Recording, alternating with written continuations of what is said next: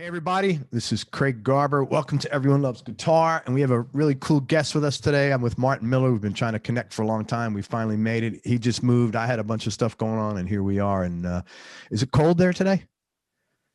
I wouldn't know because I'm inside all day. Yeah, but I got the heat cranked, so it's pretty warm. Probably cold and gloomy. It's actually raining, so. Oh, man. Well, thanks for coming on the show, Martin. A couple of quick announcements. I want to thank our mutual friend, Tim Miller, for connecting us. Tim, thanks very much. Also, make sure you go to everyonelovesguitar.com/subscribe to subscribe to the show. If you're watching us on YouTube, if you hit the subscribe button down there somewhere and the little bell, the emoji that looks like a bell, that helps us get recommended by YouTube, and I appreciate your support for that. You probably know Martin. He's all over the web in a real good way. But let me give you a quick background. He's got a massive YouTube channel where this is really was interesting. You play like every style of music perfectly. Dabble, fake my way through it. I wish I could fake my way as good as you do. He's a solo artist. He also plays solo gigs, and with his Martin Miller session band, he's toured the world on solo tours and with Tom Quayle.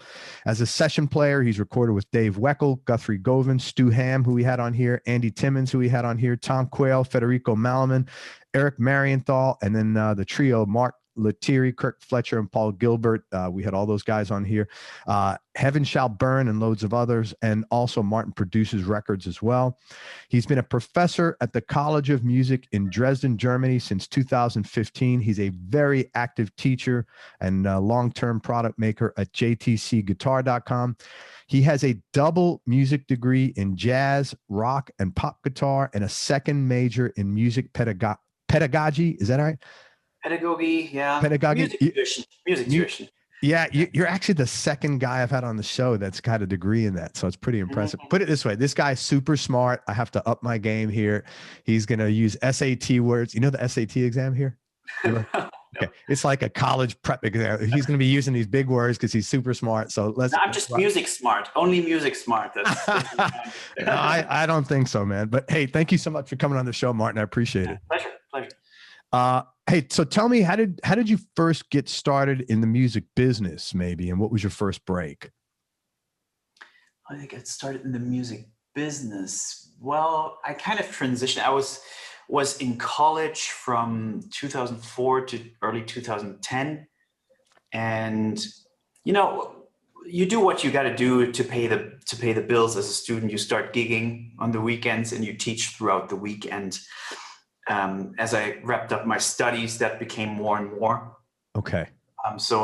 Gigging on the weekend, teaching during the week, the average musician's life. That's how I got started. And eventually I got a little bit tired of that. And I thought to myself, this is not what I want to be doing for the rest of my life. And I started by acquiring a camera and started putting out videos online and see where it took me, because I'm not from a particularly vibrant musical place in the world. So I thought to myself, this might be a chance to reach people that I couldn't reach otherwise with my weekend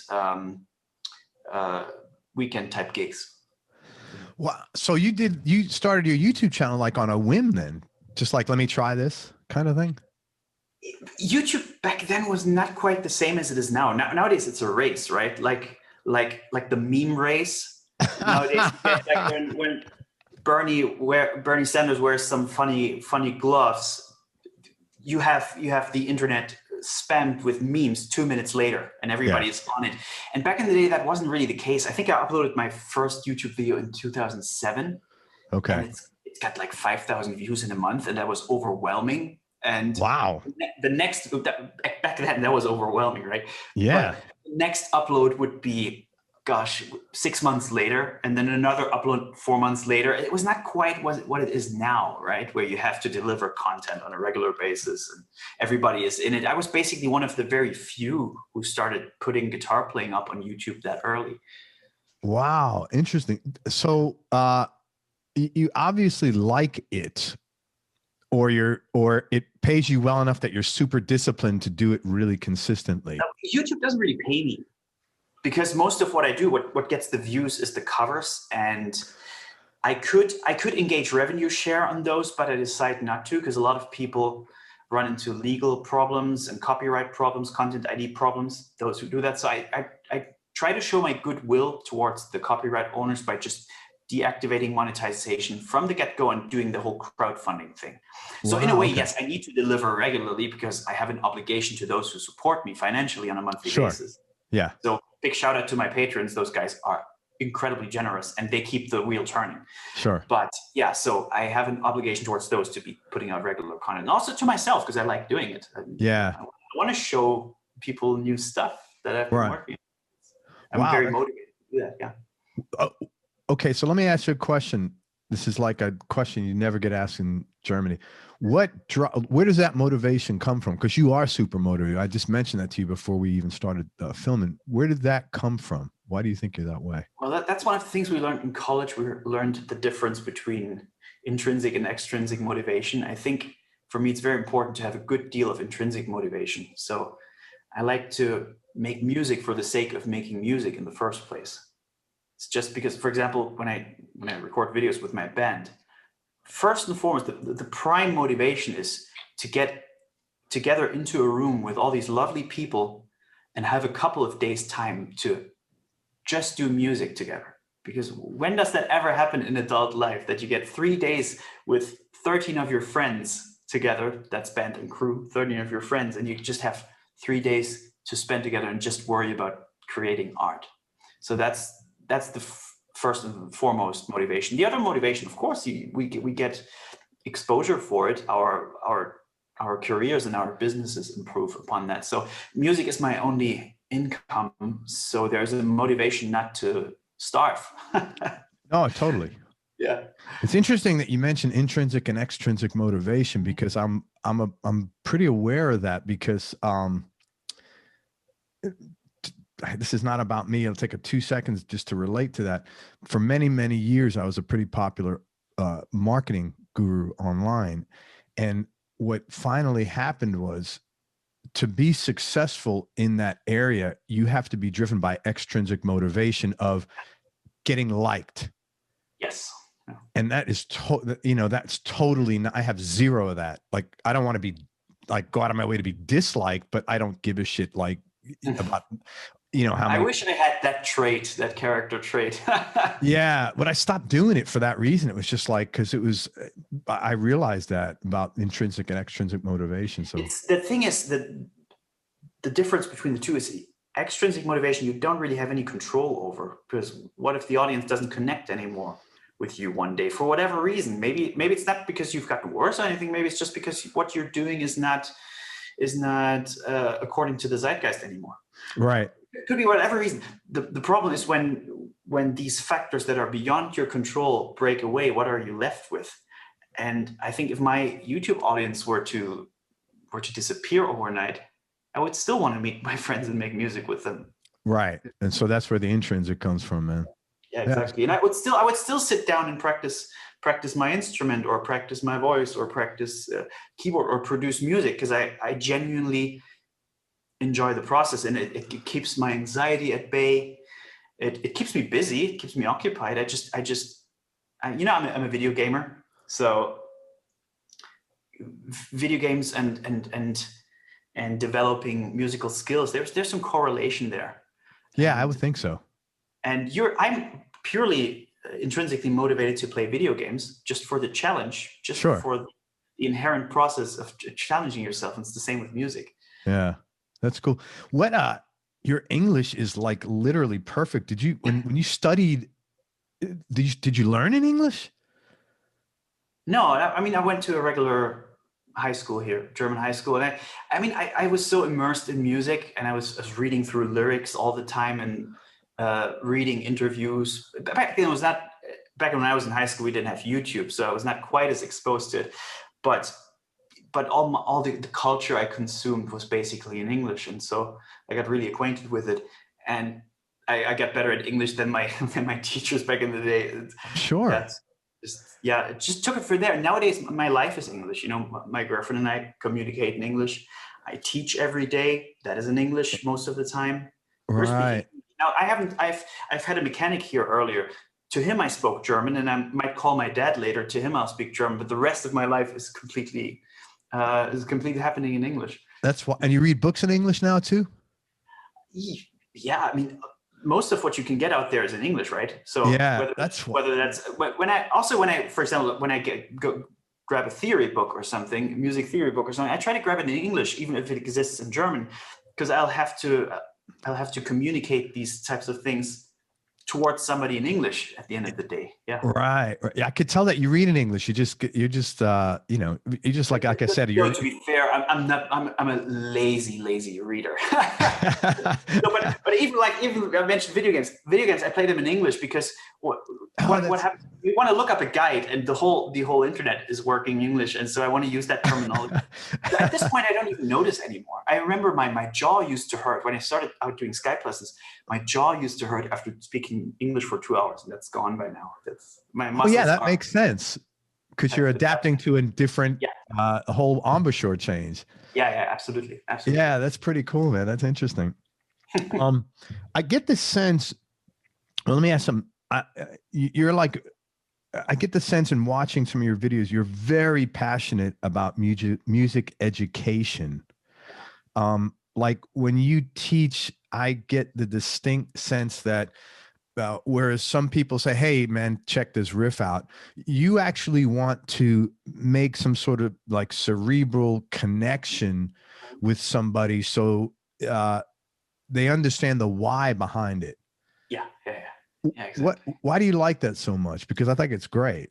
Well, first of all, a lot of musicians see teaching as kind of a kind of a failure, right? So if I can't make the money playing gigs, then I'll resort to teaching. For me, it's not like that. I did work at private music schools for a while, and I hated it.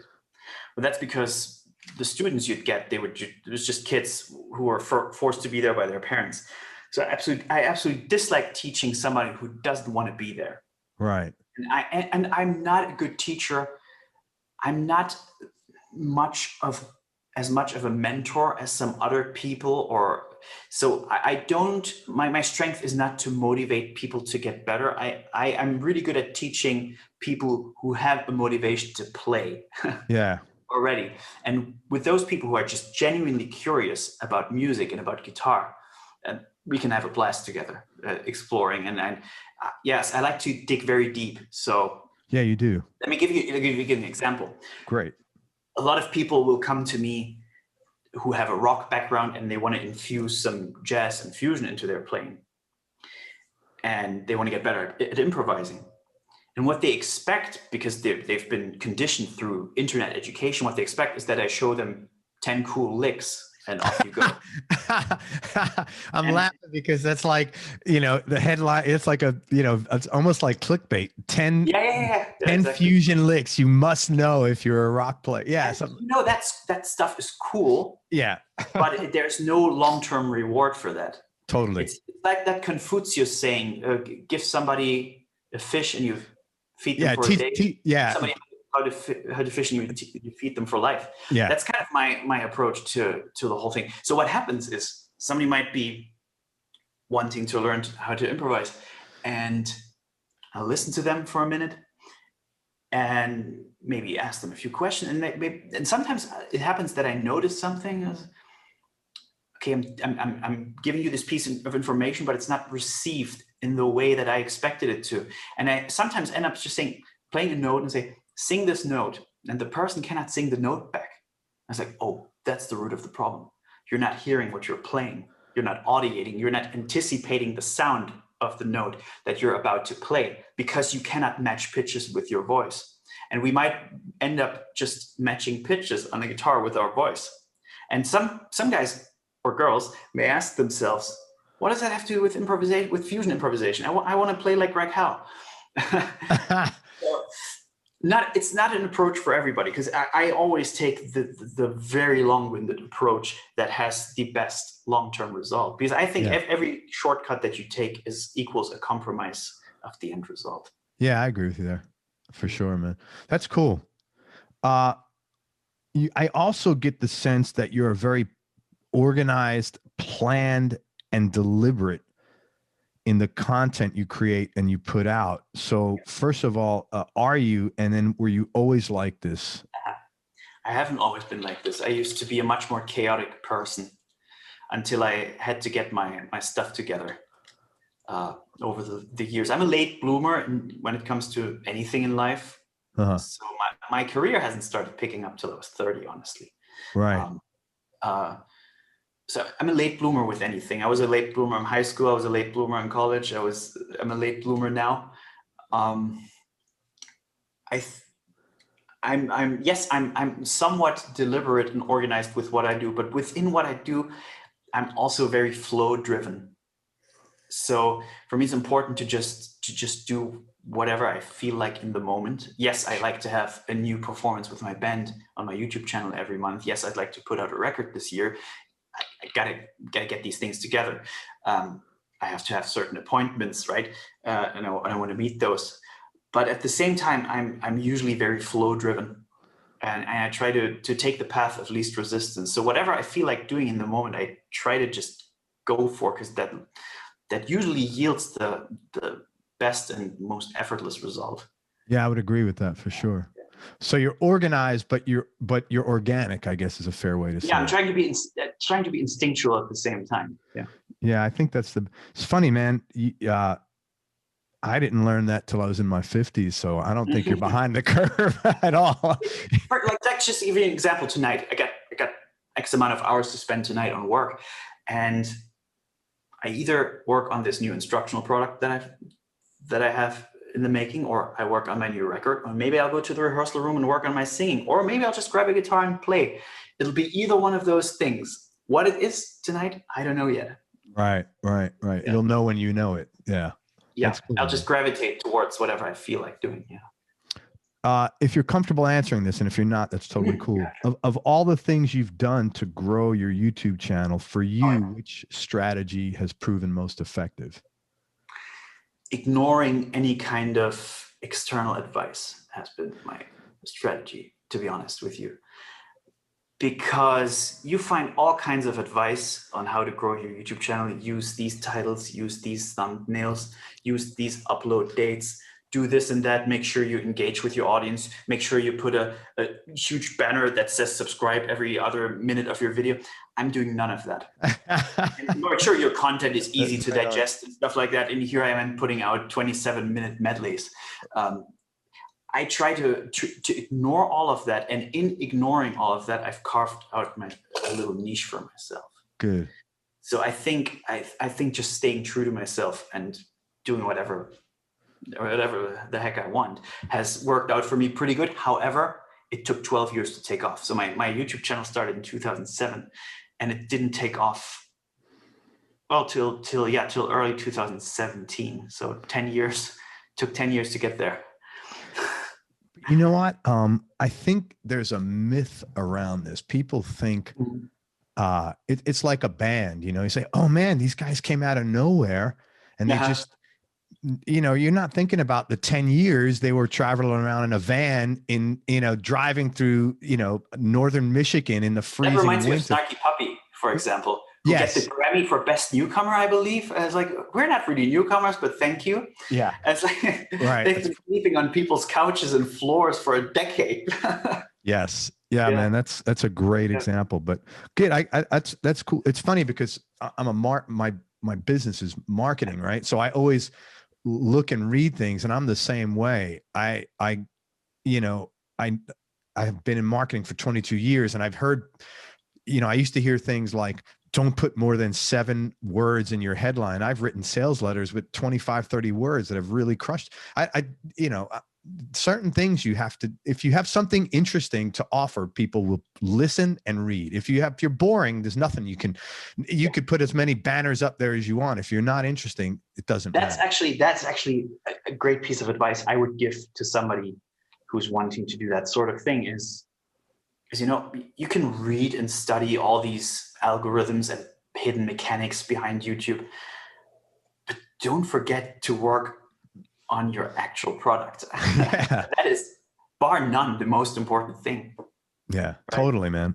Yeah, that's the content. You're you're creating content. I really wanted to avoid the word content because I'm totally dating myself here, but I dislike the word content because it kind of brushes over everything.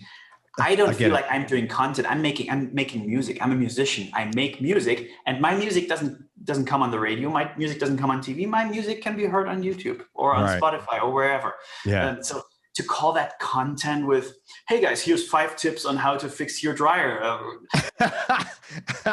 Is that really the same thing? I don't know. I totally get it, man. I totally get it. Let's talk about some of the artists you've played with, and I'm going to bring up a few people. Talk about how you wound up first connecting with them, and if you have a cool or interesting story about working with them, be great.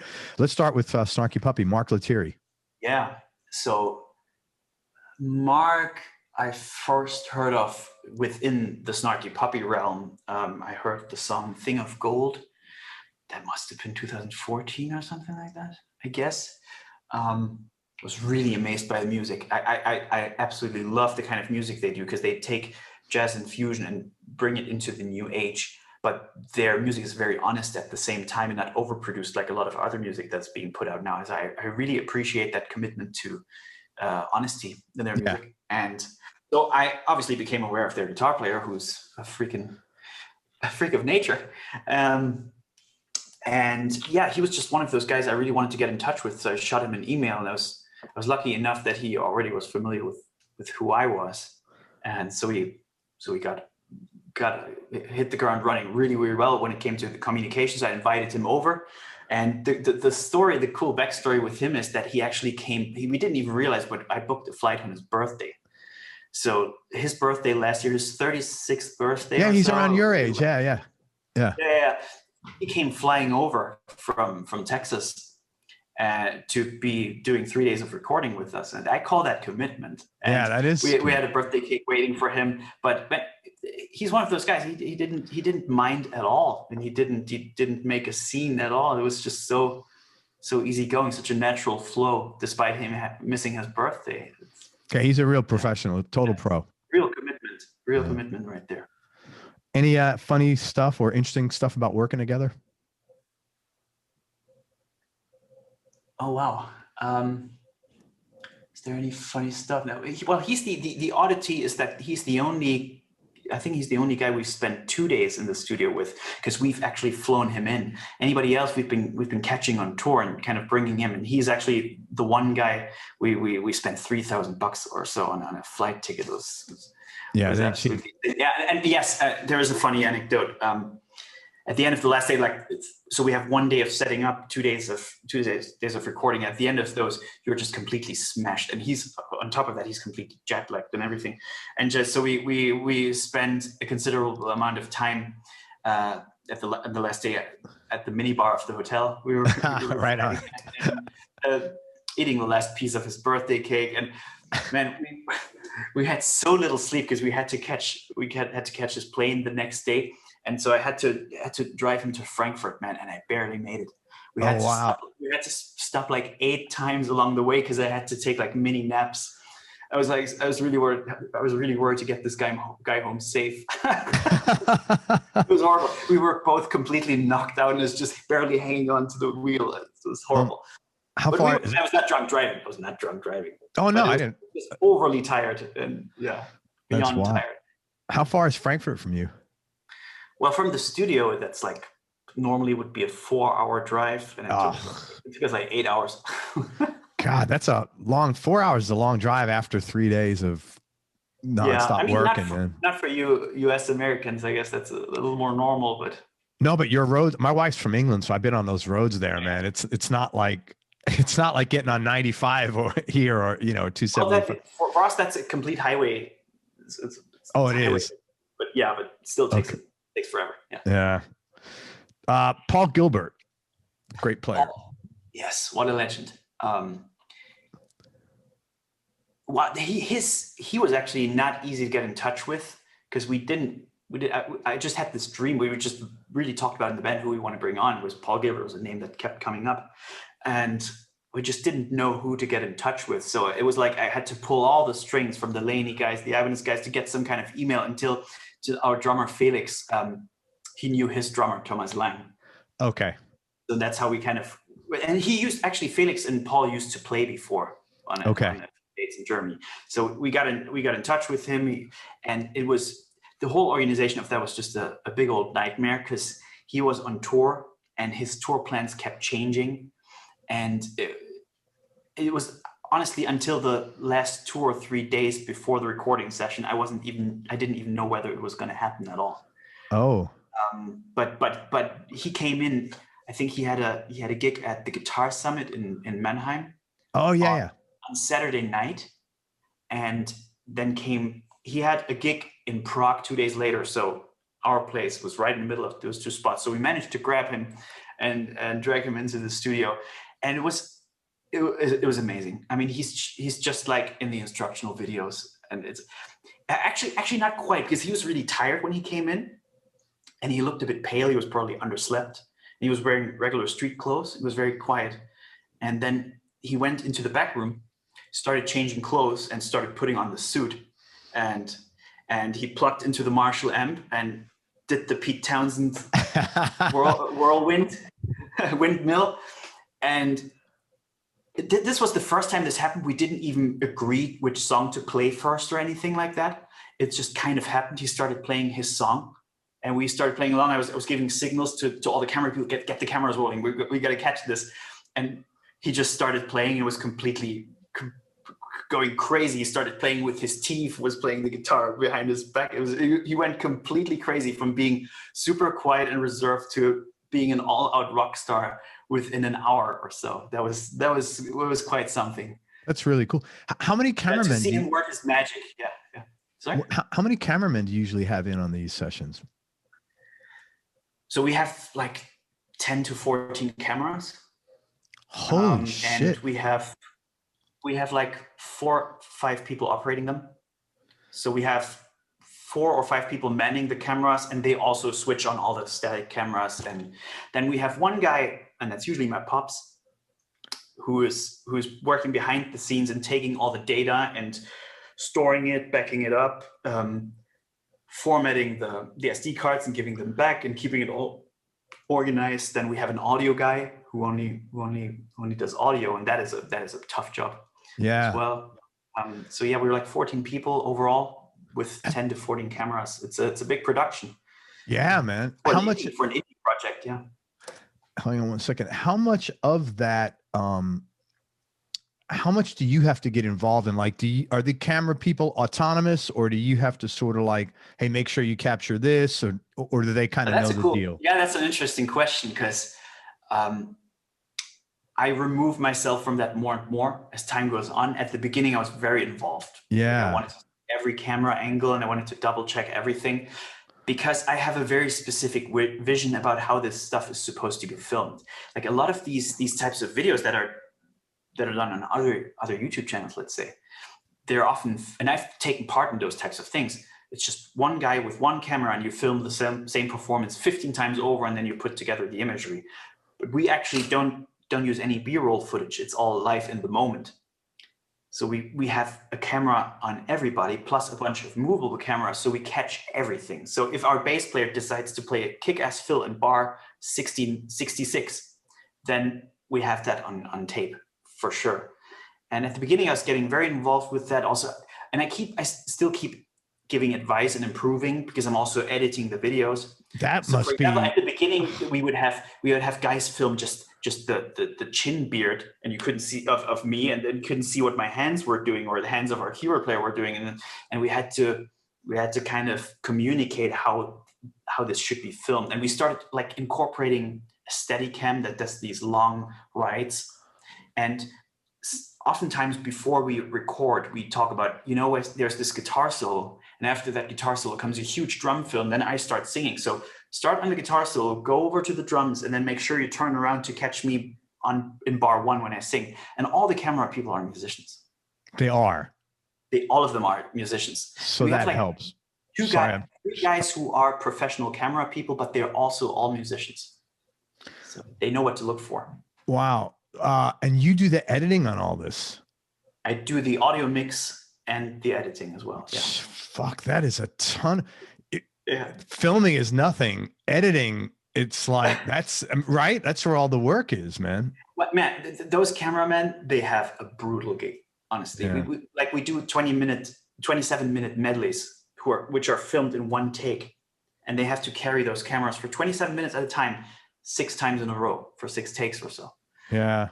So that is brutal. And you know what, actually on the big productions, I actually have a cue track running on the in-ears. So the cameramen have in-ears, so we're playing it, and sometimes it'll say on the cue track, drum solo, 4, 3, 2, 1. So they know. Okay. Yeah. We do there's that. a lot going on behind the scenes prep work for this. And it's not, there's no B-roll footage. What you see is what you hear in that moment. I just want to point out, you know, a lot of people in general, they're afraid to do stuff. Mm-hmm. You know, they might look at your channel or something else and say, well, I can't do it like this. But, you know, I just want to point out, you didn't start like this. This is an evolution of 10 years, you know, and the worst thing you're going to do is always the first thing you do, you know, and then the next time it's a little better. And you know, so be open and to just not failing, but just be open to doing it, because you know, you make changes all the time. I'm sure you always make changes. Yeah. And also I think this is a very typical male attitude, is a lot of us think that unless we're the best at doing something, it's not worth doing at all. Right. Yeah. But you don't get to be the best. That's a toxic mindset. Totally. I'm not the best. I'm not even remotely the best at anything I do, but the combination of what I do, you know, I play guitar, I sing, I do video editing, I do audio mixing, I do production, I arrange those things. The combination of that is what sells it, I think. So yeah. I've tried to basically come up with something that uses all the skills I have, not just the one skill. Yeah, and there's enough people out there that someone's going to gravitate to you. Mm-hmm. You know, and hopefully a lot of people gravitate to you, as they are in your particular case, you know. But this thing about the best, I agree with you. It's just do the best you could do. I mean, that's my approach. I always try to do the best I can do, and I don't give a shit like, is it, you know, better than someone else? I don't know. That's not for me to decide, and frankly, it's none of my business, to be honest. Or as long as you keep moving into the right direction, it's worth totally. Yeah. So I don't want to be the best at anything. Or I tried to be that for a while, and I think it rubbed off on my music, and I wasn't connecting with my audience. Yeah. And I think around the time that I stopped trying to be the best, and I just let things happen a little bit more, people started connecting with what I do. Very cool. A lot more, and I think, and becoming better from where you're currently at. That is enough of a pursuit. That's a great goal. Yeah, I want to be better tomorrow than I am today. Yeah. I agree with you there 100%, man. Go back. Let's go Kirk Fletcher. Kirk Fletcher. That was our most recent guest. We had him over in October last year. And he lives in Switzerland. Switzerland, right. Yes. And for me, like, there's a ton of great guitar players in Germany, but this kind of project, and I really want to have kind of an international vibe with it. So I really like to have somebody over who has a different cultural background from ourselves. I think that's really important. And luckily, Kirk lives in Switzerland. We've been chatting back and forth over the years that maybe he'd want to come over one day. And luckily, he lives in Switzerland. And even though we were just on the brink of lockdown, we did it right before lockdown. Really, 2 weeks later, we couldn't have done it.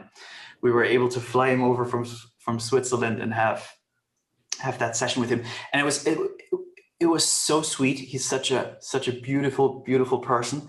And I regret to this day that we could neither hug or shake hands.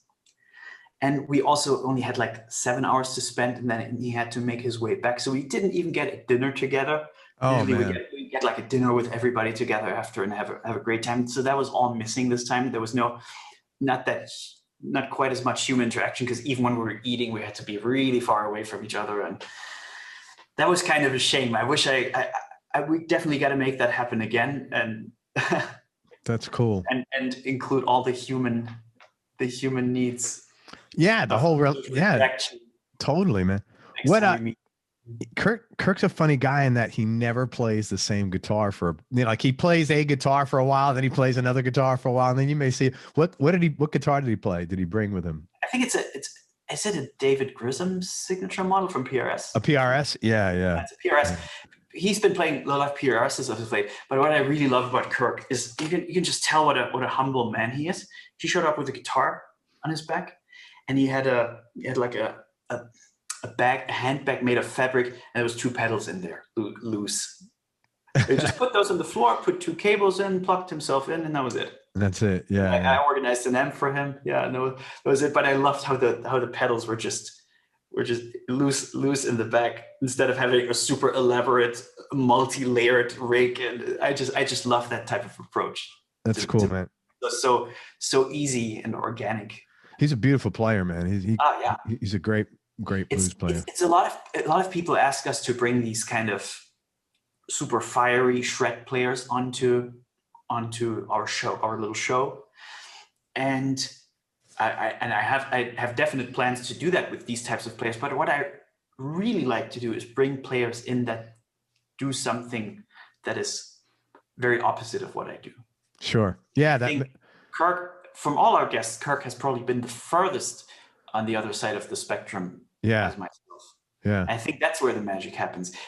Somebody has been commenting on this one time. It's just like, wow, this is the first time a shredder and a blues player get together and there's no arguing or something like that. And I thought that was really beautiful because it really shows, he does something completely opposite of me and vice versa. And we have an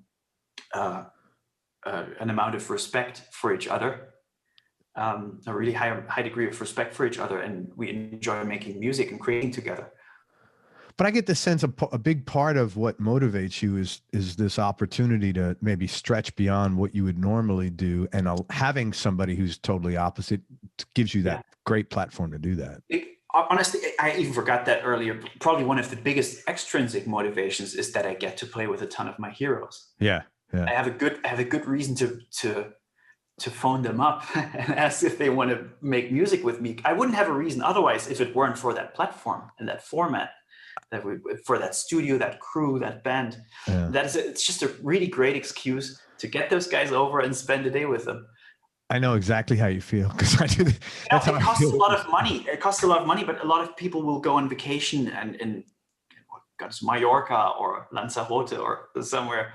That's where Europeans tend to go, and I make my memories that way. Yeah, that's cool, man. Is there any other gigs or any performances that you've done that you'd like to talk about that were special or nostalgic or particularly memorable to you? Oh, wow. There's plenty of that. I have a really bad gig story if you want to hear it. Yeah, go ahead. Whatever you like. That one stands out in a negative way. We talked about all the great stuff now. How about the bad stuff?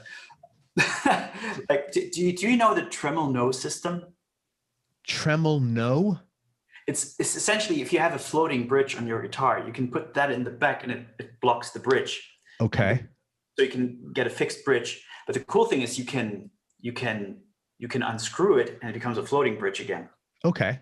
You can move back and forth. So I just had that installed on a guitar, and I did my first gig with it. And somehow I messed. It was either not properly installed or I messed up in how to operate it or something. It was a gig with a gospel choir, so there was like 40 people on stage. And where was this? This was somewhere in the depths of Germany in like 12 years ago. The depths of Germany. I don't even know where. So that's how insignificant it is. Okay. That was a fairly big gig. It was like 1,000 people in the hall, 40 people on stage. And I have one big guitar solo, a written guitar solo. It's written on a piece of paper, and it's 32 bars long. And it's a ballad, and it's very sparse accompaniment from the band. And it's mostly whole notes held out. So you're really exposed in that moment. And I walked to the middle of the stage to take the solo. I've been playing the fixed bridge mode the entire time because we're also doing some country stuff. So I was doing some pedal steel bends and all that stuff. So I detached the screw and I play the first long note. And I was like, oh yeah, let's put some vibrato on it. Grab the vibrato arm and the thing gets stuck. Oh my God. The system gets stuck. And it just displaced the whole guitar by a half step. But as you know, tremolos don't displace the notes accurately. So it's not like it's just every string is exactly a half step lower. It's a complete mess. And there I am in front of 1,000 people and a full-blown choir and band behind me in the middle of the stage, grinding out those 32 bars. It was just, oh my God. And you know what you do? You kind of have the melody for that thing in your head, so you try to fake it on one string, kind of. The one that you got a handle on where how far off it is. Where the pitch is. Yeah, it's just, that was so freaking embarrassing. And what the worst thing is, that was right before the break and before we went back on stage. And so, of course, the entire choir and band meet backstage, and there I am having just pulled off that solo. It was just, what I didn't know is sometimes that thing gets stuck and you had to yank it one more time and it goes back to where it was supposed to be. Oh. I tuned it. I then went back to my place full of shame. I tuned it back to normal, and I used the vibrato bar one more time, and it yanked itself back in, and the tuning was completely off again. It was just, it was a nightmare. It was so embarrassing. It's interesting how I could relate to, because people, number one question, I guess, what's your favorite show? I don't really have one because I've had like 800 shows. Yeah, that's why I couldn't answer that. There were so many great ones, but this one stood out as a really sore one. But I remember the worst one. It's so funny. I'm not going to talk about it, but I could zero in on it because it was just like complete misery, man. So I get it. Tell me the top 3 musical experiences you've had. All right. I think number one, or very, very much up there, is the first time I saw Deep Purple live. And I was, I guess, 12 years old. Was it 97? I think it was in 97. So it was Steve Morse on guitar, but there was like 3 bands opening up. And around that time, I just started playing in my school band, and we did a bunch of Deep Purple covers as well. And I only knew Ritchie Blackmore, Santana, Eric Clapton, those types of players. And I thought I was pretty hot on guitar. I had quite the ego. And then I saw these guitar players from the opening bands players. Like, holy shit, these guys are incredible. Wow. And then Steve Morse comes on last, and it's yet another 5 levels higher. It's like, I honestly, that day changed my view of the world, because I thought something was established in a way that I knew it was. And then something happens right in front of you that challenges everything you knew. And so I ate the biggest humble pie ever that day, seeing Steve Morse play. And I went home, and I remember my mom asking me, so how was it? And I was like, I don't know. I just couldn't even answer that. I just still had to take in what I just witnessed. And that stayed with me up till today, that concert. I still have very, even 24 years later, pretty strong memories of that. So that is a big one. Yeah. You ever met Steve? Yeah, a couple times. Yeah. I had him on here. He's such a talk about humble. Yeah. Holy smokes. He's an absolute hero of mine. I hope one day that I can get him over and play with us. That would be a dream come. I honestly, I would probably cry on camera if that happened. I don't see why he wouldn't. Yeah, I've never asked. So maybe one day I should just pull the trigger. Yeah, you should. He would. He lives here in Florida. He's such I know. Such a nice guy. I mean, he's like the guy he's been a complete gentleman to me every time I met him. So yeah, he's probably a little uncomfortable because I rarely ever go into fanboy mode ever. But with Steve, I remember the first time I met him beyond my teenager years. I was like, it was hey Martin, nice to meet you. I just went up to him and hugged him. Really uncomfortable. That's so fun. I was like that. I had Ian on the show, Ian Pace. Oh, wow. Yeah. And I was totally in fanboy mode. I said to him at the beginning, I said, man, I just got to get this out of the way. I'm really sorry, but I just want you to know I feel like I'm 15 years old right now. Mm-hmm. You know what he said? He was so cool. He goes, Craig, don't worry. When I'm on stage, I feel like I'm 15 too. And I was like, wow, how freaking cool is that guy, man? I got goosebumps. He was like, holy shit. All right, Steve Morse. next two top musical experiences. Could be you involved, could be whatever you want, like this one you just mentioned. I mean, let's go back to the olden days when you were buying records. I remember I must have been 16, and I bought Scenes from a Memory from Dream Theater from one of the local stores. And we had a CD player in the car, but I really vowed to myself not to put it in the CD player on the way back. I wanted the full experience. Right. And so I went into my room, and I had a Discman to put my headphones on, put in the CD, and I laid on the bed, listened from start to finish, completely in awe. And then I rewinded the whole thing and started again. Yeah. Start to finish. So listening to that disc start to finish twice in a row, that is a thing that just doesn't happen anymore. So that is a very intense music experience. I felt that way when I heard Dark Side of the Moon the first time. Yeah. Pretty intense. I can imagine. Yeah. Probably a very different experience. Yeah. And also in general, back in those days, I had a commute, had to take a bus to school that took like 30 minutes plus a 10-minute walk to the bus.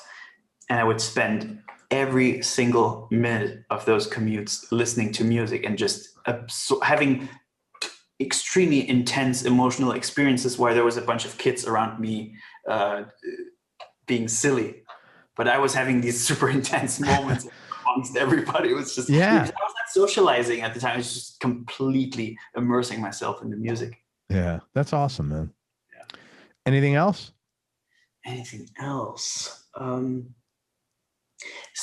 Singing with the band for the first time. Talk about that, because this is a newer thing for you. So I started singing late. I started singing at age 31. And I really looked back at I had this kind of phase where I went back through the music that influenced me in my early years. And I thought to myself, if I ever make another record, it's got to be something like that. I want to recreate that feeling that I had when I listened to those Pink Floyd records, those Queen records, those Dream Theater records, those Toto records. And I knew that I didn't want to do another jazz fusion record or something like that. I wanted to make the music that really struck me when I was young and that took me on that whole journey of becoming a musician. And part of that was it had to be vocal music. And I know a couple of singers, but there was something looming inside of me. I needed to do it myself somehow. I heard a call inside of me that said, you got to do it yourself. You got to do it your way. And so I just started picking up singing. And about a year later was the first time I sang in front of other people. That was when we did the Pink Floyd medley. And I was absolutely crapping my pants singing in front of the others because I was really, really shy about it. And that was an extreme experience. So those kind of nerves I hadn't had in a long, long time. What did you learn from that? I learned what it's like to be a beginner again. At age 31, when I have a fairly good grasp of my main instrument, but that set me back to the very early stages. I think it made me a better teacher. It made me, I think, a better composer. That's great. It made me think of music. I think it changed my artistry a lot because it made me think about music more as an artistic statement than as what cool stuff can I do on the guitar and put it out as a record. I'm really, with my new record that I'm working on, the vocal record, I'm really trying to recreate that experience of listening to Dark Side of the Moon or of listening to Scenes from a Memory or that kind of thing. Not that it's a conceptual record, but I think it has some of that nostalgia that these records evoke. It's quite an old-fashioned record. And I think that the singing, this would have never happened unless I had picked up singing. That's awesome, man. So that's really cool. Yeah, it made me reevaluate myself as an artist and reevaluate what I wanted to express. And what I want to express has got to have words and a voice. That's what I've learned. Yeah. That's great, man. That's a really cool thing to have a And I breakthrough basically like that. used all these session recordings just to get some practical skills in singing. That's why I'm singing on all of them, or on a lot of them. That's It's just wonderful, my man. training, my public training. Yeah. Where did you grow up? I grew up in East Germany. In East Germany. What was your childhood like? GDR, What's GDR, that? in Okay. GDR. Yeah. So I'm born in 85. So I had 5 years of East German dictatorship growing up. I've experienced that. Yeah. How did that, it's a question I want to ask. How did that, did anything about that impact you or make a mark on you versus post that? What was that? To the extent you're comfortable. I think there's a few things that stuck with me. First of all, it was probably the most horrendous country to live in Europe at that time, because there was no freedom of speech, there was no freedom of travel, no freedom of press. There was a police state where people were spying on each other. My father could later on look into his files and see that some of his friends were spying on him and telling the police. Like there's files, there's records that stayed when he met my mother, his future wife. Holy crap! Yeah, that's what society was like. And if you were not part of the system, if you were not part of the party and the political system, you wouldn't get a chance to study in the same way. You wouldn't get the same perks. It was a really messed up society. And however, what the effect that had is that so I grew up in a tiny village. People were much tighter back then because that they only had each other to rely on. Yeah. And there wasn't a lot of, there wasn't any wealth. There wasn't a lot of materialistic goods. And this is totally hypocritical because I'm saying this being surrounded by guitars, but I really, for the longest time, learned to live with very little. And my materialistic needs are very low. And my financial needs are very low. I think I want to earn just enough money to have a healthy, decent life, and that I can express myself, that I get time to express myself. And anything beyond that, I'm not too interested in. I'd rather spend, for example, when I was in my late student years, or the few years after being a student, I decided to make a record instead of instructional products. And I decided to invest the little money I had into making art as opposed to earning money from making instructional products. Sure. And I think those decisions were informed by having that kind of very modest lifestyle in the early years. Yeah. Wow. First of all, thank you. That's really interesting. I don't get to hear that viewpoint very often. Do you think also the value of being able to express yourself freely is probably much greater to you than like me, or or somebody that has not had that experience? Yeah, I mean, the fact that I get to travel the world playing music, that is a privilege that my father did not have. Yeah. Or like for him to acquire records from the West, say Dark Side of the Moon, that had to be done illegally. And the black music market. had to be consumed secretly. And that puts a whole different value on that type of thing, I think. And he still has those records, right? He still has all the old Genesis records and that stuff. And that just means so much. And it's, man, people from the Spotify age, they have no idea. They just have no idea. It's interesting. Do you happen to know a guitarist? I think he's in Hungary or Romania, named A.G. Weinberger. No, I haven't heard him. He's a blues guitarist, and he grew up, I had him here on the show. He grew up in one of those countries was communist. Okay. And it's interesting what he said. He in a sense misses some of that because of the unity of the people. That's what I said earlier. People were much tighter. Society was knitted much more tightly. Yeah. Yeah. And it was interesting. And I have no frame of reference on either of these things, because I've always grown up here. So yeah, of course. And in West Germany was the polar opposite of that. Yeah. It's just the same country divided into two, and they couldn't have been any more different from another. Yeah. It's it's pretty crazy. Yeah. We sometimes take all these things for granted, but man, people have been suffering to get us where we are. Yeah, I'm sure. Yeah, because he would say same thing. He used to get things on the black market. He used to get music, magazines, condoms. He'd have to get on the black market. I mean, he was really funny. He told all these coffee, and it was just. But I think that grind shapes you as a person. Oh yeah. But to be fair, I didn't have any of that grind because by the time I was 5, the wall opened up. The Berlin Wall opened. I was moved to. But some of this, I obviously.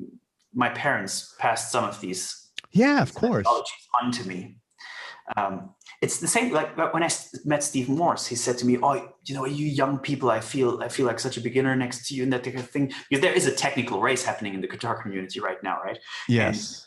And he's like, I feel he has problems with his hands, and he feels kind of inadequate. And I was like. And nowadays you can just download some products or slow things down in the computer. And I said to him, you built your own guitar and you put these things together, and that grind made you the legend you are. Anybody can just shred in their bedroom, but no, I agree. Is a legend for what he went through to get where he is now. Totally, I agree with you 100%. Yeah, it's a different. I think. I agree with you 100%. And. Thanks for sharing that. That was really interesting about that growing up in the communist side of things. When did you know you wanted to be a musician? Because this has been a pretty long pursuit of yours. I think it was a lack of options, really. You get to the last 2 years of high school and you just need to commit to something. It's the only thing that really, how do you say, that tickled me was music. It was the only thing I was interested in. So for a lack of options, that's what I decided to go with. And in the last 2 years of high school, I made a commitment that I'm going to be studying music because, I also wanted to calm my parents down. So if I'm going to do music, at least get a degree in it. Were they were supportive, I'm assuming? Oh yeah, absolutely. Yeah, sounds like they were really supportive. But from that moment, I started neglecting school completely. So my grades were suffering greatly from that. And sometimes I think we really got to rethink our school systems a little bit. I agree because with a lot of people, even up to when they start studying, they don't know what they want to do with their lives, and they keep changing degrees all the time and meandering about. I knew at age 16 I wanted to become a musician, and school and also social services that I had to do, and they hindered me from that. They took away the time that I could have used to become a better musician. Yes. Yeah. When I knew what I was going to be doing. Instead, the high school system was actually trying to push that down because I was being a troublemaker. I never had my books with me. I never had my homework done. I had shit grades. Yeah. And they kept pushing me. It kept pushing against me. Yeah. When the only difference was that I already knew what I was going to do with my life. Yeah. I totally get it.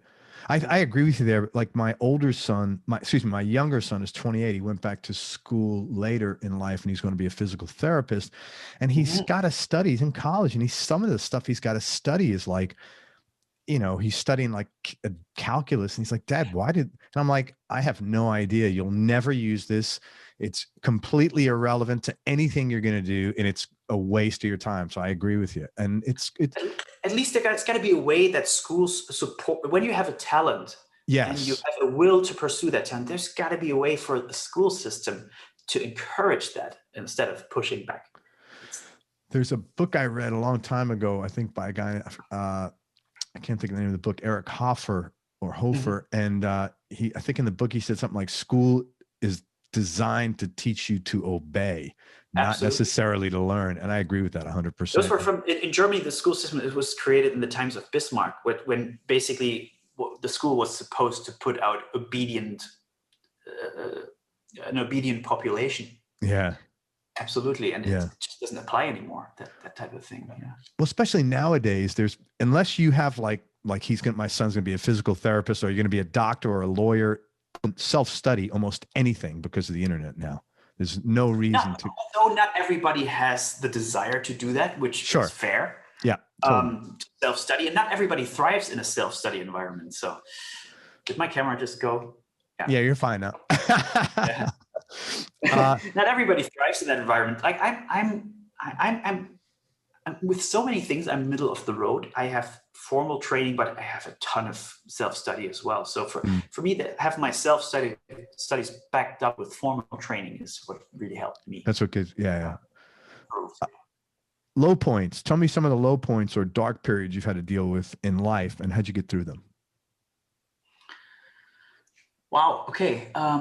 That's a very non-German interview question, right?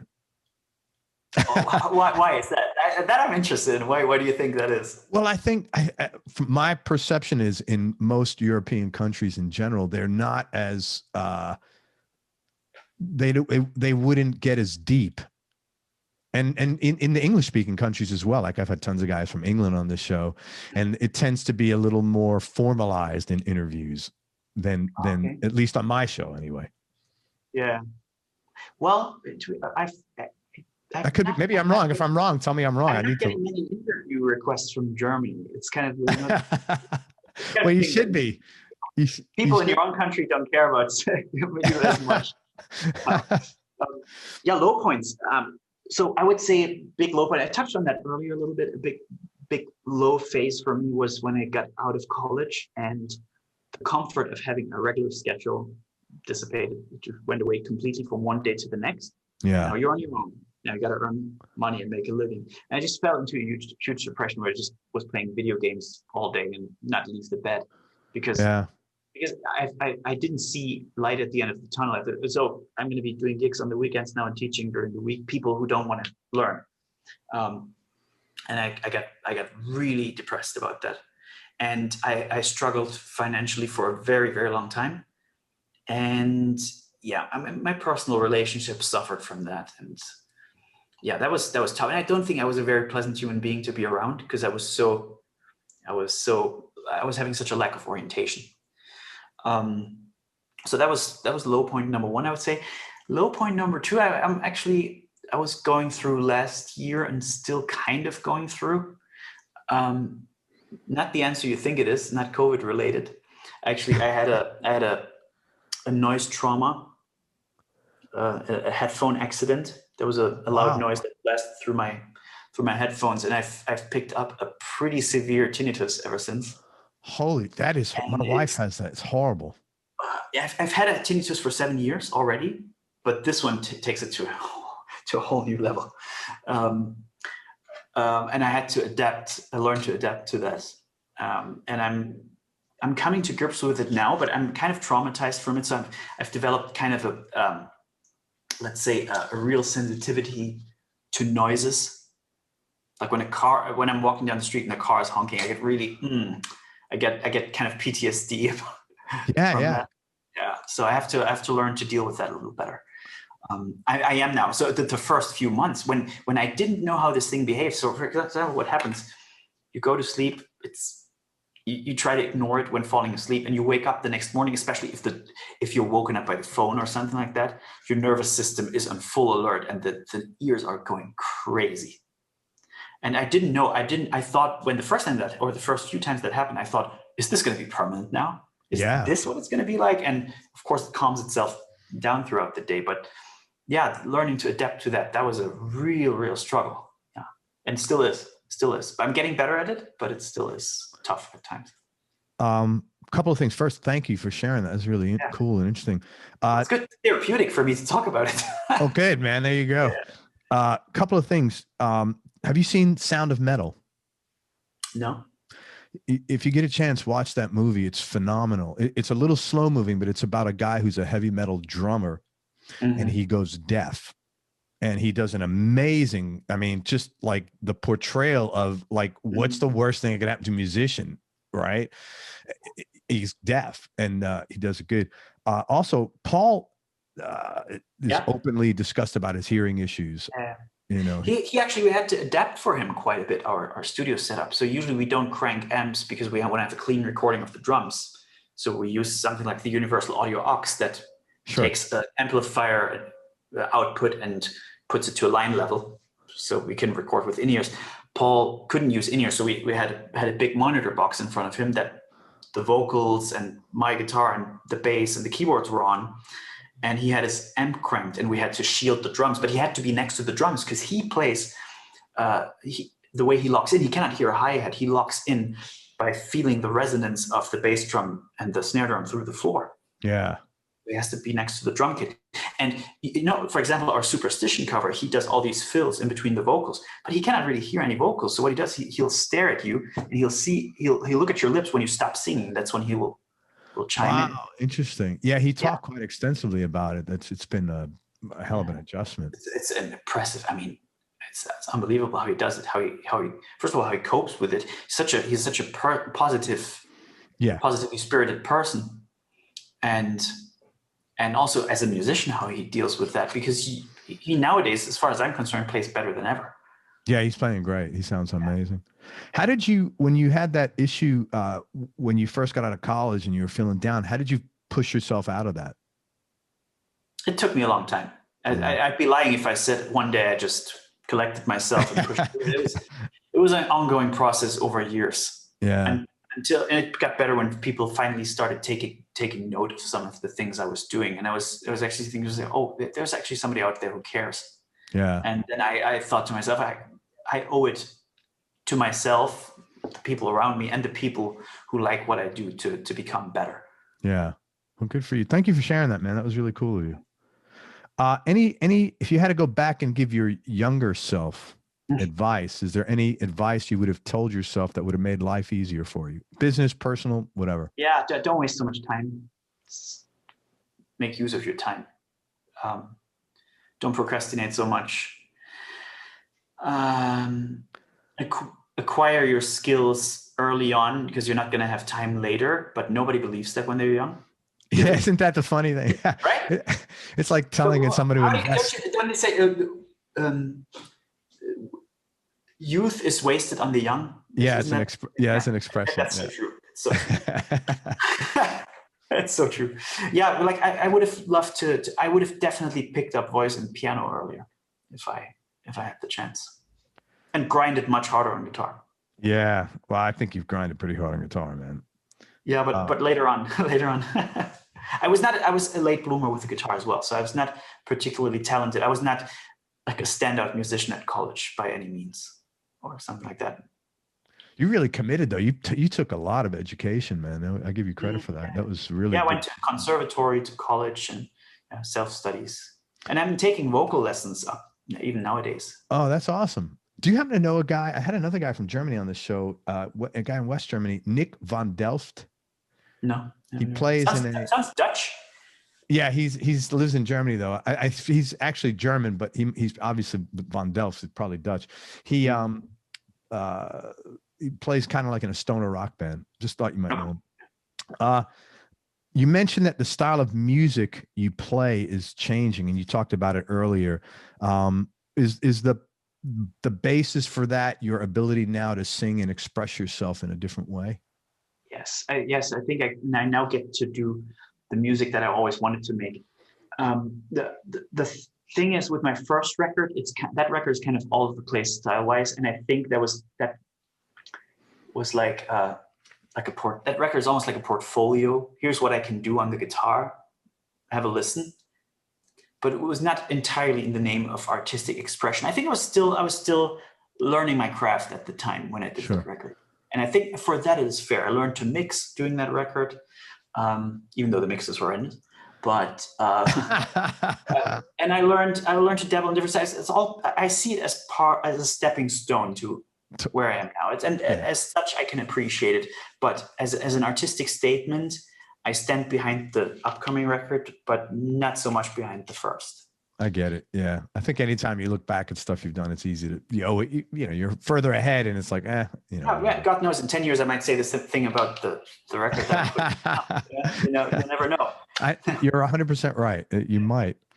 All right, let's talk about gear for just a few minutes. Yes. I know you have a new signature model. Looming in the background. There you go, man. We'll talk about it. What's your go-to guitar right now, and what other two guitars would round out your top three? It'll be this. It's the Nemo 7. I don't think they're even available publicly yet. I've seen like a few floating around, but it's rare because obviously COVID has struck the music instrument industry really hard too. So the deliveries are going to go out a little bit slowly over the upcoming months, depending on where you are. Sure. This is the 7-string version of the MM1, which has been my main guitar for the last 3 years. It's essentially the very same guitar with an extra string on it, but with extremely well-designed ergonomics, such as the neck profile, the string spacing, and all of that has been fine-tuned to be it's almost you wouldn't know you're playing a 7-string. Like, I'm primarily a 6-string player, and this guitar feels like a 6-string with extra range. What is that, like a roasted maple neck? That's they call it S-Tech. And it's it's done by, I think these necks are actually done by a company that does outside furniture. That's interesting. They do that process to where they suck all the moisture out of the neck, and it's actually a more elaborate process than most other companies do. There's a bunch of extra steps to it, and yeah, these necks are absolutely stable. I've toured with my MM1 for like 2 years and went from Finland to Southeast Asia. Wow, that's a big. I've set up that guitar once when I got it, and then never again. Wow, and that's a big change of humidity there, of moisture for sure. Yeah. What pickups in there? Yeah, Seymour Duck and Hyperion. Essentially the 7-string version of the 6-string pickups, only available in this guitar, so they're tailor-made to this guitar. You cannot get them as aftermarket pickups. Yeah, and it's got one of the key features is also that you have a vintage tremolo instead of a double locking tremolo, which is what most of these types of guitars have. So if you're like me and you're really not a fan of double locking tremolos, this is one of the very, very few guitars that has that kind of thing. And also, one main difference from the mainline AZ models is this is the only one with a mahogany body and a flame maple top. Very cool. It's a different sound, different aesthetic, and a different sound from the rest of the series. You would think that, what is your association with mahogany sound-wise? You know what? I'm not smart enough to go to relate wood to sound. Well, Les Pauls usually are made out of mahogany. So warm. Les Pauls are such dark sounding guitars, warm sounding guitars. You associate that. But I do have an Alder 7-string here, the same model, but Alder. Right. The mahogany sounds brighter, more balanced. Interesting. It sounds a bit flatter spectrum wise. So that makes the guitar just really versatile because it's not shoehorned towards any frequency range. It's just really what do you flexible. Like? What do you like best about it? As I said earlier, that I have that extended range, but it doesn't feel like I have to adjust anything. Very cool. That I feel like I have to adjust my hand position or my playing style. In fact, that little extra meat on the neck, I really enjoy that. So I'll be even playing this 7-string when I don't need that 7th string. I was thinking to myself, how am I going to use the 7-string? The obvious way is to play heavy riffs on the low strings, right? Right. But I'm currently exploring other avenues, such as like being able to play bass lines while I comp another musician or stuff like that. So that is something I'm dabbling in. And also, with a band, I want to use this guitar like a 5-string bass. You know, a lot of people when they see somebody play a 7-string guitar, they go and the player doesn't chuck away in the low string all the time. It's like, why do you even have a 7-string? You're not playing that low string. But nobody says that to a bass player, right? When they play bass like a 4-string instrument, but occasionally play a low note. I kind of want to treat it like that. Okay. Maybe I'll not use the low string at all. Maybe I'll use it all the time during a song, or maybe I'll use it for 1 or 2 notes in a song to lift a certain moment up. I'm smelling new product. This would be a great. No, seriously, the 7-string. That would be a great product down the road because I think a lot of people are moving. 7-strings are very popular among metal guitar players. Yes. But this guitar actually offers non-metal sounds plus the extended range. So right. That's what I'm saying. And you're the kind of guy. Now that I've gotten to know you a little bit, you'll figure out how to leverage each of those in different genres that you're doing. Yes, and I might use it very sparsely.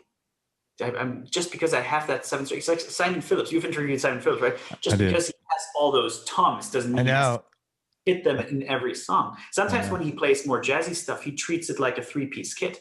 Yes. Yeah, he's a phenomenal drummer. That was a good interview. That was a real good interview. It was amazing. Yeah, I loved that interview. I've watched it start to finish. Thank you. Yeah. What else? Okay, so what's number 2 and number 3 for you, guitar wise? Let's see. Don't have them all at display at the moment, but I really like. I like the black walls there, man. That's kind of cool. This one, I like a lot. Okay, what is that? That's kind of like a telly and a Jazzmaster. I just don't like that when I think when we call it. Let's call it a 2 single coil, single cutaway guitar. But this one is like the polar opposite of my 7-string. This is for the traditional sounds. Sure. I played the little wing cover on this one, and has a beautiful creamy sound in the neck pickup and a really nice aggressive bite in the front pickup. So that is one that I love. I also really enjoy this one. Here we go. This one is an RGD. This one has a slightly extended scale. Yeah, that's. So it's good for tuning down. I actually have it at standard tuning, and I enjoy the extended scale because it gives you a little more room for error. Holy shit, your fingers are really large. I didn't realize that. No. My fingers are tiny. But when you just stretched, I was like, holy crap. Then yeah, my fingers are tiny. They're as small as my girlfriend's. I've honestly never met a male guitar player with smaller hands than me. Wow. Yeah, but you just stretched there. You're that was not intentional. Yeah. Holy shit! You covered about 12 frets on that stretch. That was pretty impressive. So this one has an Evertune bridge. I don't know if you're familiar with that. Not specifically, no. So essentially, what this is, you know how a tremolo has springs in the back that balance out the string tension, and this one has a dedicated spring for every string, and you set the tension once by dialing it down here. And then that guitar will stay in tune for the rest of the strings live. Oh, that's really cool. So you could beat the crap out of that, and it's absolutely. fine. And what you can do, you can also tighten it up here with the tuners, so the string doesn't wobble. So you can. This is especially great for playing rhythm guitar in the studio. You can smash the low E string. You know how oftentimes it'll go wow. Sure. When you do that, not with this guitar. That's so that's the tune bridge. I like those pickups, man. They look great. Yeah, those are actually, I exchanged those. Those are aftermarket Seymour Duncan pickups. Is that where you primarily use Duncans? Yeah. I'm going Duncan exclusively now. I've been super happy with the Hyperions in my signature guitar, and so I wanted to make that relationship more official. It hasn't been announced yet, but I mean, it's. Sure. We're going to do an official announcement, but I've been working with Seymour Duncan for a couple of months now, and we're going to make things more official. Good, man. Congratulations. And congratulations on that. So you're getting your second guitar. That's a pretty big thing, man. Yeah, man. I said this is like it's very European comparison. It's like winning the Champions League. And getting a second signature guitar is like winning the Champions League twice in a row. Well, congratulations. Hey, have you ever sold a guitar that you wish you can get back? Yes. Oh, there have been a few, yeah. That harkens back to my student days when I could only afford to have one instrument, right? And I had to sell good guitars for very low prices. Yeah. So there has been an Ibanez RG550EX, a limited run, where there was only a couple in Germany at the time. It was a blue guitar with a plexiglass pickguard, and I modded it beyond belief. I changed the tuners. I plecked the frets. I had the frets plecked. I changed the pickups. I changed so many things about that guitar, and then eventually I sold it because I needed a couple bucks. That's so stupid. And I also had a heavily modded Charvel Strat. I like those, man. They sound great. It looks like a full-on Strat. It had the maple. It was in my very first YouTube video. If you scroll all the way down, you see that guitar, and it had a maple neck, one-piece maple neck, and a black body. It was also heavily modified, and yeah, that was a really nice guitar. It just, sometimes you get those urges as a guitar player. That guitar really didn't stay in tune very well because of how the strings came off the nut into the headstock. Okay, it just wouldn't stay in tune, and I just get so mad at that I just sold it. You know what? That's a good reason to get rid of a guitar. I can't stand when something doesn't stay. It's just like. Well, then you got to check out those Evertune bridges, man, because they'll never go out of tune. Do you do all the mods yourself, or do you hire someone, or you have? No. My father used to do them for me. He's a crafty guy. Oh, that's cool. And nowadays I have somebody here in town who I bring a guitar to like every week. Dude, here's a new one. Do this. I'm just I have no talent when it comes to mechanical things. So it's a lot of work too. If you're not like inclined, it's like fixing your roof or something like that. It's not something. Or this place. I have to have mechanics here all the time to fix stuff for me because I can't do it myself. I do not have that talent or the urge to become good at it. I just don't. Yeah. If you like it, it's great. If you don't, it's misery, man. I agree. I'm not a crafty guy by any means. Yeah. My girlfriend is better at that stuff than me. Well, hang on to her. So she changes strings much faster than I do. So that's something. Hey, this is a tough one. Give me your top three desert island discs. No particular order, but just for right now. Like this can change in 10 minutes or. Okay. Pink Floyd, The Wall. Yeah. Pat Metheny, Letter from Home. And I would say Dream Theater, Images and Words. Yeah, funny, those I wouldn't want to live without. It's funny. For some reason, I remember Mark Lettieri mentioned his top three was a Pat Metheny record too. Mm-hmm. Funny enough, yeah. All righty. Are you good with balancing your time, like between work and fun? No. Yeah. I'm way too focused on work. Yeah. I think it's just sometimes really need my girlfriend to drag me back into life and focus me. Yeah, it's hard. Especially become off balance in this whole pandemic mess. Oh God, well, because at least you have something to hang on to that's consistent. Yeah. I gotta be honest. I have not been bored for a minute. Yeah, no, I haven't either. As long as I have this setup around me and I can create, I'll be a happy guy. Yeah, but of course, that takes the private life off center, and there's some social needs that are not being met, and yeah, it's hard to do in the pandemic, man. Especially over there, I know you guys are really locked down. All right, what makes you happy? Makes me happy. Good food. What do you like to eat, man? All kinds of things. You have this. We have this great thing we're doing ever since the pandemic started. It's called HelloFresh, and it's a company that brings in fresh ingredients from local suppliers. So if there's meat, it'll be from a local farmer, and they bring that in and they give you recipes. So we get 5 recipes per week, and we get the exact amount of ingredients we need. So if one recipe requires one tooth of garlic, you only get that one thing. Nothing is left at the end of the day. You get a freshly cooked, different meal every day. So that stuff I've been digging. That's cool.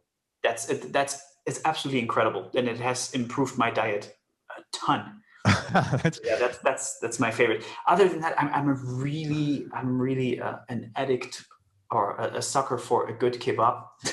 Good kebab. There you go, man. Yeah. It's funny. They have some stuff, HelloFresh, something like it over here. And my older son, who's just a few years younger than you, does the same thing with his girlfriend. They order it all the time. It's great for people who can't cook for themselves or have no idea how to do it.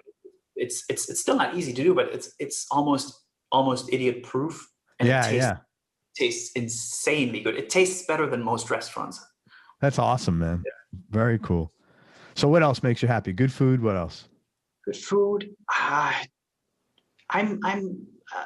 time for myself, an appropriate amount of time for myself to just reflect. That is something that I found is very important to me. Man, it's really important. If you just sit and think about something, just to take the time, 10 minutes even, it really makes a huge difference as opposed to. I'm weird to that. So if I'm among people for too long a time, it sucks my energy out of me. I just need a balance. So even if there's a huge party or so, every once in a while, I'll just go to the bathroom and sit there for 2 minutes. Let's just take a breath and then. Are you by nature? You tend to be shy? No, not shy, but an introvert. Introvert. Okay, gotcha. Yeah, I'm introverted, but not shy. Yeah. So we're having no problem talking to each other. So I'm not shy by any means, but no. I thrive when I'm among people I know, and when I'm surrounded by strangers, I'm still outgoing, but it takes me a lot of energy. Yeah, So, I get that. I have for friends example, like that. being on tour and meeting people after the show, and getting introduced to a ton of strangers, and I want to leave a good impression. I want to be friendly, and I want to be polite, and I want to be whatever they want in terms of autographs or photos. I want to take all the time that is necessary to make people happy. But at the same time, that costs me a lot of energy. There's some people who are so extroverted that they absolutely thrive in that scenario and they get their energy from that. For me, that takes me energy. And at the end of a day such as that, when I drop dead in my hotel room. I understand that. I've spoken to so many people like that. Yeah, it's I get that, man. And I give you credit for, in spite of that, still doing it, which is really cool. No, it's fantastic. Man, what you get back, the reactions you get back, it takes so little when you're in that scenario. It takes so little for you to make somebody else happy. Yeah, you have to do it. Yeah. No brainer. I would expect the same from my heroes. Sure. Has that ever happened to you where you don't have to name names, where you No. like wanted to connect with someone and they were like, later, like they just Yes, that has happened. Yeah, it's always disappointing. Musicians are just like regular people. You have X amount of people who just aren't particularly nice. Yeah. Then you have some people who are incredible. I find that the average to be very much as with non-musicians. Yeah, I would agree with you there. With that said, all the folks that I've worked with, especially in the last few years that we got into the studio, top-notch people. Yeah. No, I've been fortunate the same. I think people are the same, but for whatever reason, I think since most of the people I get introduced to come from other people I met, it tends to be, birds of a feather flock together. So it tends to, be pretty cool people. All right. This is a tough question, man. What do you like most about yourself? Oh, God. Oh, God. Well, that is a tough one. What do I like the most about myself? I don't see myself that way.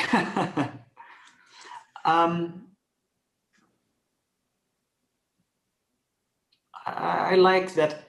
I guess if I had to choose something, and I'm not comfortable choosing, but if I had to choose something, is that I'm a doer. Sure. And not a talker. And also I think I'm pretty genuine. Like when you ask me for what my struggles are, I find a lot of artists these days, when they do these kind of live streams or interviews or that type of thing, that they sugarcoat their answers. Sometimes, yeah. And I'm not into that stuff. Like the other day, I did a live stream at the Endertons channel. Oh yeah. And I was in the middle of moving, and I was looking absolutely horrendous. And I was totally exhausted, like 10 p.m. after move day, and I was totally smashed. And that was the most candid interview I've ever given. It was completely honest. I'm not a very vain person. I'm just the way I am. I guess that's the thing that's a positive. Yeah, trait. all those things are good, man. What would your girlfriend say she likes most about you? Oh God. What does she say? I guess the same thing. I think I picked, what she said that to me after that Enderton's live stream that she watched. And she said that to me, and I think that's why I gave it as an answer subconsciously. Oh, cool. That's good. She would appreciate that. And I'm a pretty funny guy if I have to be. So I can make her laugh and entertain her. That's important. I can be pretty darn silly. I know I look so serious when I play music, but outside of music, I'm just the silliest dude. That's awesome. Yeah. Who's had the biggest influence on your life, both musically and then also personally? Well, personally, it's got to be my father, a person who has been there from the start and is still around. So yeah, that's definitely as far as I see so many reflections of myself from him. From your dad, yeah. From my father, that's for sure, yeah. So as far as personal life, it's got to be my father. And yeah, musically, yeah, Steve Morse is huge. John Petrucci is huge. Pat Metheny. A lot of non-guitar players. Simon Phillips is a big influence of mine as far as sound aesthetics and groove. Chick Corea as far as composition. I get inspired by a lot of guys like you wouldn't believe, like Michael Brecker is a big influence of mine. Sure. His attitude with which he solos, his approach to making music. I love piano players such as Oscar Peterson, who's so fiery and virtuosic that has always impressed me a lot. Just listening to Night Train yesterday by Oscar Peterson. Yeah, it's a good record. Yeah, I love his time feel. I love how he carries the music, especially when he plays just by himself, how he carries the music. Art Tatum is in that same vein, absolutely phenomenal. I also love a lot of romantic classical composers. I'm a big Chopin fan. That musical aesthetic, Phil Collins, Peter Gabriel, Queen, Pink Floyd, all the good 70s and 80s stuff is really right on, man. Stuff, yeah. It's funny when you said about your dad that you see a lot of your traits as a parent. He's smiling too, because we do that with our kids. Like, this one does this. Oh, it's just like me. And it's just kind of funny to see, especially if you have a child that does equal of both of you. It's just really funny to see how that all works out. I look like more like my mother, and I don't look like my father at all. But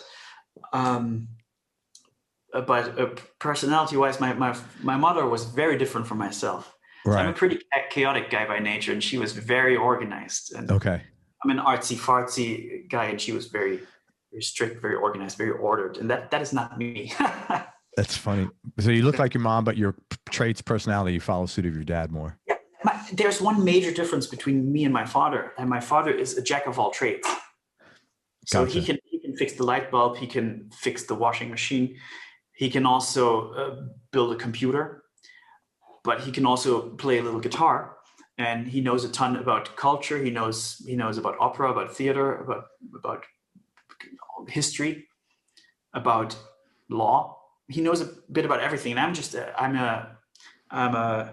a jack of all trades, and I'm a one-trick pony. Yeah, you're a master of one.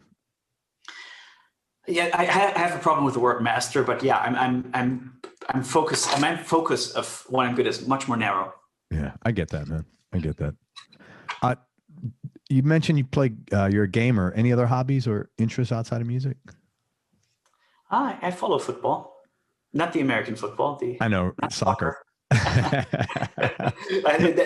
Yes, soccer. That's the one I'm following. Yeah. Yeah, I get it. So yeah, I'm a big fan of that. Other than that, gaming. I just like to hang out with my folks. I have very, very simple needs. I think I just need a space to be creative. I need to be surrounded by people that I love, and the occasional video game, bit of football. I'm a good food, and I'm a happy dude. And Hello Fresh. Yeah. Favorite place you've traveled? You've been all over the world. Oh wow. Home. Really? I'll say home. Interesting. Bar none. And I really love to travel and get my mind blown. And the more my mind is blown, the happier I am when I get back. For example, I've been to. I was getting out of focus again. I've been to a lot of Asian countries, like 1.5 years ago, to like 10 different Asian countries. I was in Hong Kong, for example, and Hong Kong is just like the movie Blade Runner come to life. Wow. It's truly, truly mind-blowing. But I could not see myself living in a place like that, as mind-blowing as it is. Same with New York City. I'd like to get my mind blown. I love to take it all in, and then when I get home and have all this space around me, that's what I really like. And do you still live in a small town?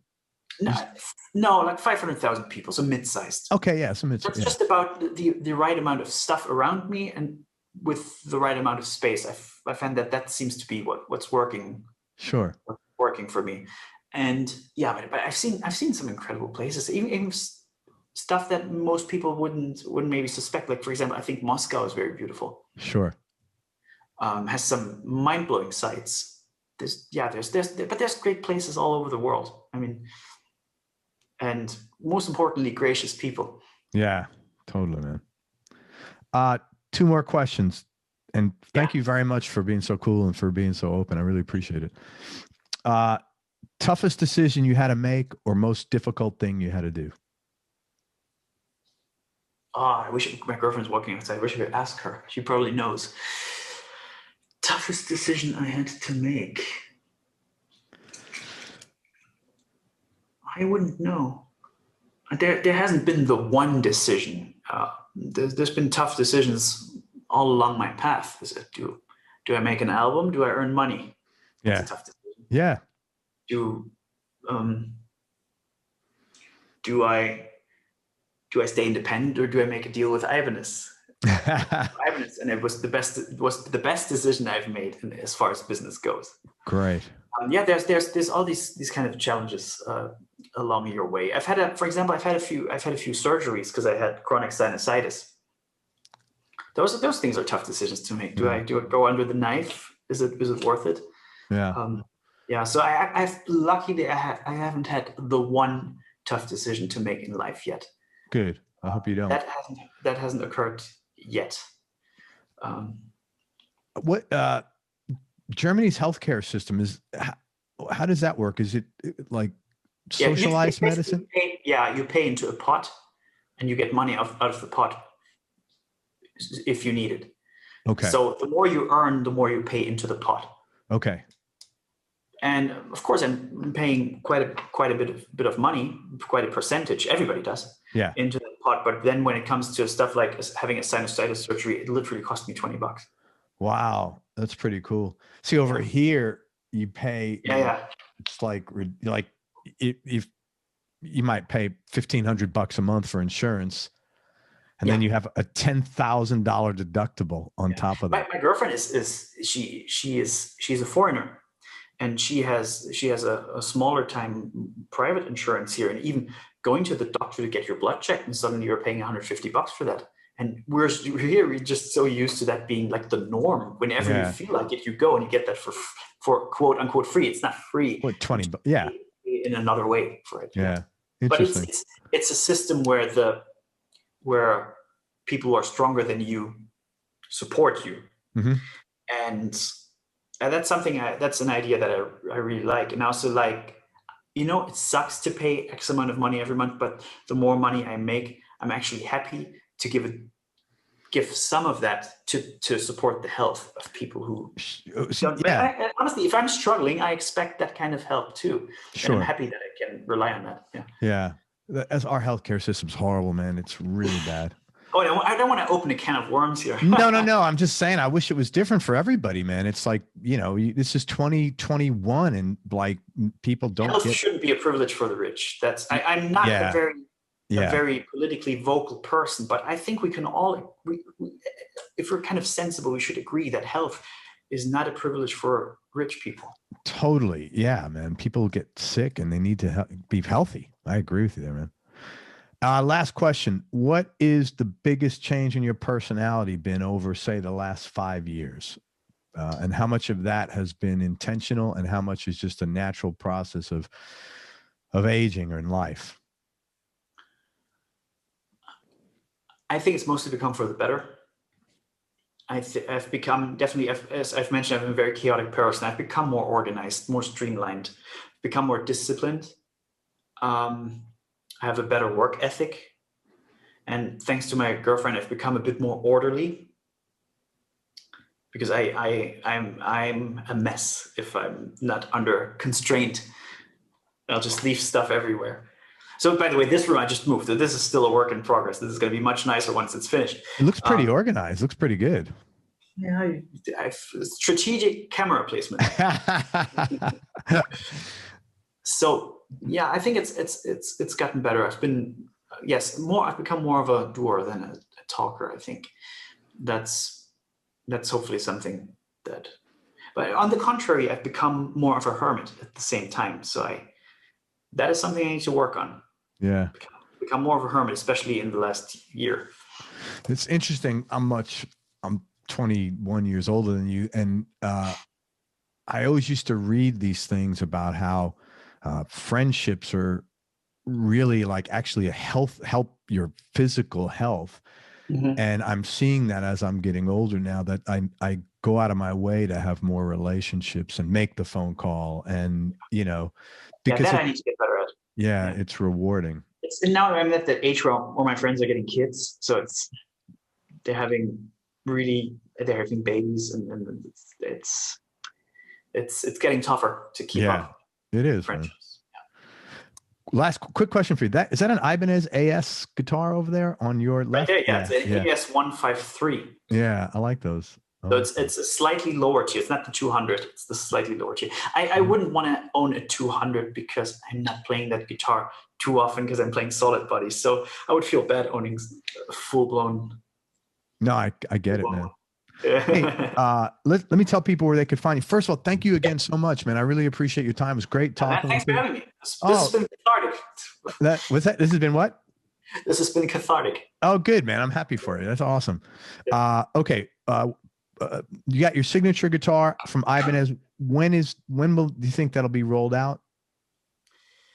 Over the upcoming months. I've seen some of them pop up here and there. Just got to keep checking back.